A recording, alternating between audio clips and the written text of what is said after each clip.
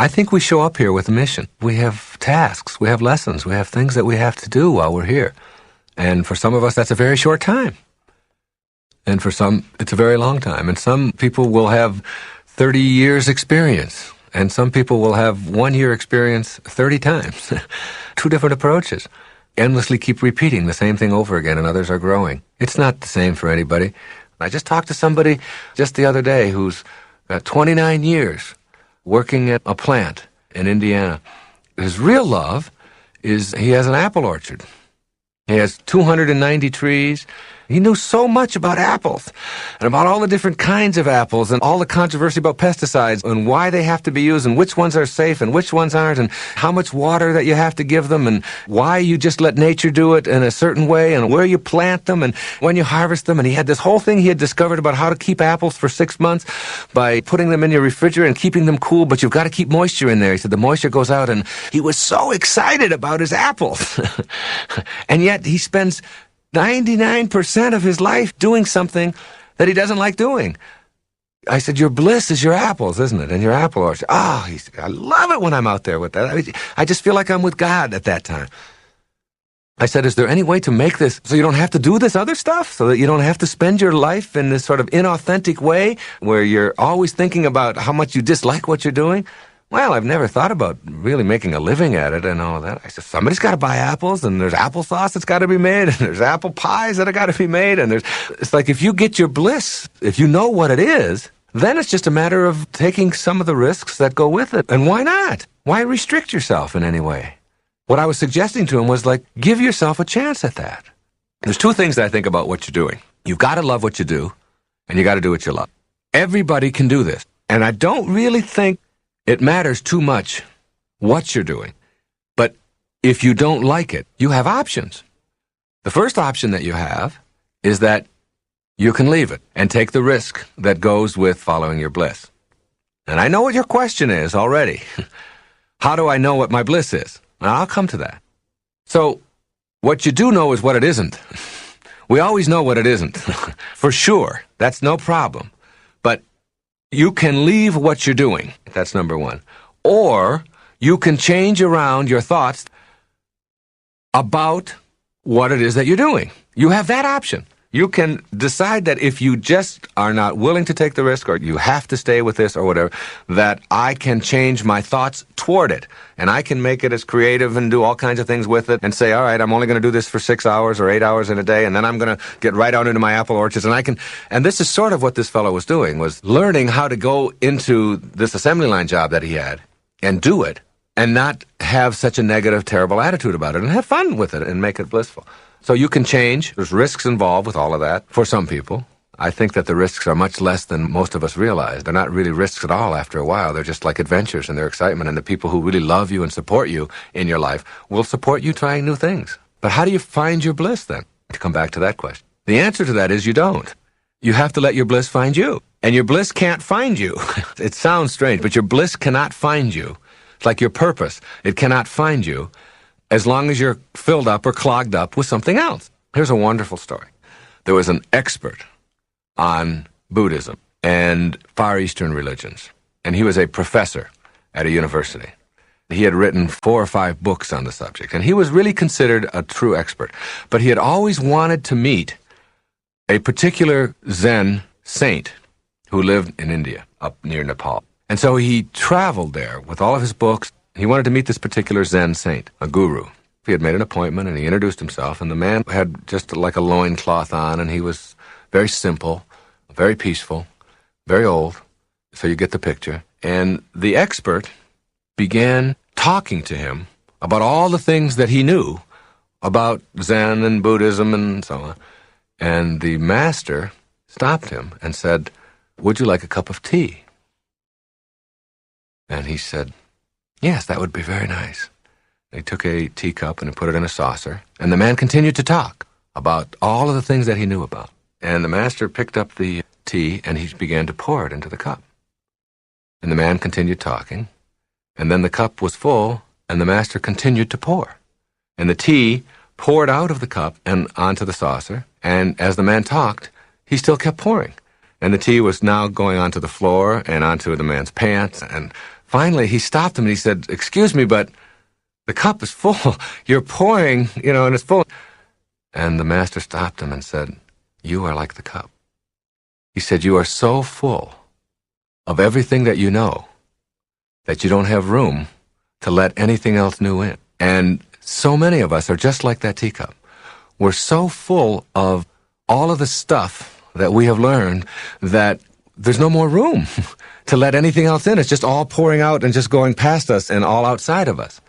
Now, if you can see that metaphor in yourself, you can begin to see that in the eyes of the beginner, there are millions of options. In the eyes of the expert, there are only one or two. So the suggestion to finding your bliss is to always be a beginner on the path. Never become an expert. If you're going to go out and learn tennis and you've never played it before, and someone hands you a racket and they say, "Now, try a drop shot this way," you are open. You are willing. "I'll do that. Now hit a forehand this way. Now, well, try it this way if you move over here. And now try." The beginner has 1,000 options available to them and will try everything. But if you talk to an expert about how to hit a backhand, they only know one way. Now, that's true not just in tennis. That's true in your business. That's true in your relationships. That's true in everything in your life. Stay a beginner along the path. You can get clogged up, so clogged up with what you know and with the negativity that goes with that and all the rejection, all the judgment that goes with that, because you have to reject all kinds of other points of view in order to make sure that yours is the only one that ever gets heard or ever gets used, that you don't have any room inside of you for something new and something exciting and something different and expanding yourself and so on. So be wary of experts, especially if you're one yourself. Be wary of yourself becoming one, because then you limit yourself. And by limiting yourself, your bliss, your purpose, which is there, can't find you. It's like an artery that's clogged up with cholesterol. Nothing can flow through it because it's too clogged. You've got to unclog yourself. And the way you unclog yourself is by opening yourself up and advancing confidently and doing things that make sense to you, that make you feel good, that are of service to others, that are useful to other people, whatever it is that you're doing. When I speak about inspiration and purpose, I frequently hear people ask, "But what if I don't really know what would inspire me?" Or, "How do I find my purpose when nothing seems to resonate with me at the level of bliss you speak about?" That's why this particular part of this program and the following ones are dedicated to my heartfelt answers to these questions, which seem most bothersome to those who'd really love to heed their ultimate calling. Just the mere act of questioning our ability to live an inspired life represents resistance that we need to examine because it implies that we're deficient in our spiritual quest. Of course, nothing could be further from the truth. In the world of spirit from whence we came, there are no deficits, no lacks or shortages, and there's definitely no such thing as purposelessness. This is an intelligent system that we're a part of. We're divine beings who are a piece of the entire pie of creation. By questioning our ability to activate a connection to inspiration, we give evidence of our lack of belief in our divinity. With this minor reproach in mind, I'll now explain ways to believe in and connect with your ultimate calling. First, in order to put to rest any question regarding your personal right to live an inspired life, we must claim our own divinity, all of us. The fundamental truth each of us needs to affirm is, "I am a divine creation. All creation has purpose. I am here to be like God." We should tattoo this statement on our consciousness and wear it proudly. We must begin the process of getting in spirit with a firm declaration from which we never waver. Once we've accepted this, we can move on to knowing why we're here and what inspires us. We can begin to trust in the intelligence that beats our heart 50 or 60 times every minute and at the same time turns the earth once every 24 hours, keeps the planets aligned, and creates every millisecond. Our job is to be as much like the source of all beings as we can be. And the nagging question about what inspires us and why we're here dissolves in this grand desire. Once we declare our holy divine nature to be our essence, rather than something to be verified, it all seems so obvious. The journey to feeling purposeful and inspired begins by seeking to be like God in all of our thoughts and all of our actions. Every one of us is capable of being inspired every day of our life. After all, this is our entitlement, offered by God, with whom we collaborated before ever arriving here in the first place. Blocking the bliss of inspiration. Basically, we have two choices for meeting any problem that seems to be blocking us from the bliss of inspiration. The first is the way of frailty, in which we assure ourselves that we're weak and incapable. Frustration, grief, fears, and tears are the hallmarks of this choice, wherein we attempt to cure a wrong with another wrong. The frailty method multiplies tensions by focusing on what's missing, and often invites the advice of others in an attempt to resolve our inner tension and lack of inspiration. The second choice is to go within and know that at our core, beyond all physical and mental factors, there resides the spirit that's always connected to God. Any problem, and I emphasize any problem, represents our inability to consciously connect to our source in the moment. With a conscious connection, we don't seek the advice of others, we seek information. So our decisions are made between ourselves and our Creator. We frequently have quiet interchanges with God, and we know and trust that spiritual guidance is available as an alignment of energy. When we feel inspired, we recognize that we need to make a vibrational adjustment that puts our thoughts and behaviors back in alignment with the desire to be inspired. Then, when this realignment takes place, we can laugh at the folly of seeking something outside of ourselves, such as an activity or a job, to inspire us. By simply realigning and harmonizing with Spirit, we let inspiration blossom in the field of harmony. Listening to the voice of God. When we make the decision to become a being of sharing and practice keeping our thoughts harmonized with spirit energy on a daily basis, our purpose will not only find us, it will chase after us wherever we go. Since we've become aligned with our Creator, we won't be able to escape it. You see, when we live as much of life as possible in God realization, nothing can go wrong.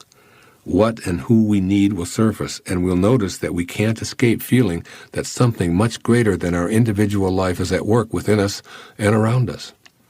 Our number one relationship must be to this creative energy of God. When we go to our source, we activate the energy that reconnects us to our purpose. Inspiration then shows up right before our eyes, even when we may have stopped thinking about it. Our purpose manifests in many ways and won't be limited to a career slot. In fact, it's often something that requires us to leave a particular kind of employment to pursue something we'd never even considered before. We must trust that inspiration is already here. It only eludes us because we've disconnected in some way from the spirit that was and always will be our essence. You may believe that the opposite of love is hate. I do not see these two emotions as opposites. In fact, love and hate are often closely aligned. To me, the opposite of love is fear. When you have fear, you do not have love. Ego uses fear as a way to keep authentic love out of your life. When love is not present in your life, you have succumbed to ego and allowed fear in where love could be. You have allowed ego to replace God. Learning to experience authentic love means abandoning ego's insistence that you have much to fear and that you are in an unfriendly world. This begins with an assessment of your reluctance to embrace love. If you are not experiencing love in your life right now, it is because you are, in some way, afraid. You need to examine your fears with honesty and with love. When you do, you will transform your fears into love. You will open up a space within you that can only be occupied by love. In this space you are on purpose, walking the way of the sacred self. But first, you must see how you substitute fear for love. Your ego steadfastly promotes fear because it fears authentic love itself. This false self helps you convince yourself that you are in some way incomplete. That is the source of all fear. Afraid of having your emptiness, your incompleteness exposed, you expend a lot of energy creating a false image of happiness. The fear about exposing the emptiness keeps you seeking relationships that ego tells you will satisfy the longing within you. What happens is that you enter a relationship starved for the love that is your higher self. Your inner hunger is masked, pretending to be something else. No wonder so many people repeatedly think they have found love and repeatedly declare they've lost it. How different it is when you can notice the inner emptiness and think, what's not to like? This longing is part of being human and knowing love. Then you will let ego know that fear is not your choice. Love is your choice. Just imagine how our system might be if people knew they were already complete. What would you need to purchase? What would you need to have to own? Who would you have to impress? Who would you need to have on your arm? The answers give you an idea of how much we rely on the fear that we are incomplete and unacceptable as we are, and how unaware we are of our divine connection. The fear that is a substitute for love is simply a fear of being unacceptable. Virtually all fears can be traced directly back to self-esteem. If you love yourself, you will be able to transform your fears with love rather than allow them to direct your life. If you have an inner feeling of being complete and whole, knowing the loving presence that is there, then fear becomes a loving invitation to know more or to change something in your life. Fear will no longer threaten you as it did when you were unacquainted with your higher self. The inability to rely on the love that is our very essence shows up in many forms. Your ego wants you to believe that you are unacceptable and will gleefully assist you in creating an image to prove that it is so. Manifestations like obesity and personal slovenliness and eating disorders often are the fear-based projection of yourself. Ego can influence you to shun all efforts to be loved by others by refusing to allow the risk of an intimate encounter or the development of an intimate relationship. Ego often makes you selfishly pursue your own goals at others' expenses. You engage in perpetual conversation about yourself. We often use economic, social, and other types of excuses to defend behavior that does not extend love. For instance, you might excuse unloving or inconsiderate behavior because it's only my job, or because everyone else does it. Expressions of disgust or rudeness towards others are based on ego.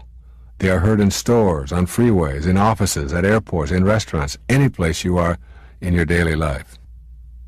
These are some of the common expressions of a fear-based ego struggling to keep you away from the experience of love that is your true essence. Before you begin to change these behaviors and thought patterns, you need to examine the payoffs. What is some part of you receiving as a payoff for listening intently to ego? Your ego works for its living. Its payoff is not money, but just in keeping alive. Your ego is not open to making contact with God because it would be immediately put out of business. Your ego is in direct conflict with your true purpose for being there. You are here to give and receive love. Your ego protects you from that vision by keeping you in a belief system that declares you are separate and special. By hanging on to the fears of your insufficiency, you can avoid taking any risks. As long as you have self-doubt and all of its attendant fears, you are guaranteed to stay in servitude to your false self. Your ego thrives on guilt. Your higher self knows that you should forgive yourself, learn from mistakes, and release feelings of fear and anxiety. But ego hands you guilt so that it will thrive. Guilt is the inner fear that you should pay a price for any and all mistakes you have committed in your life. Thus the ego convinces you that you must feel guilty, and it keeps you removed from your true spirit. Your ego doesn't reject love. The polite background ego voice whispers that love is a high ideal, but one that is loaded with danger. It warns you to not give too much love because you may be taken advantage of. Because you are so special, it tells you others want to take advantage of you. Ego promotes inauthentic love. In your relationships with others, your ego convinces you that your partner is just what you need to fill the emptiness within you. This is a great ruse that will forever keep you from knowing love and peace. Make a copy of this passage from Walt Whitman's Leaves of Grass. Tape it to your mirror and read it every morning. It will help stimulate the inner opening to the love you seek and dissolve fears if you are willing to do what the poet suggests. He says, "I exist as I am, that is enough. If no other in the world be aware, I sit content. And if each and all be aware, I sit content.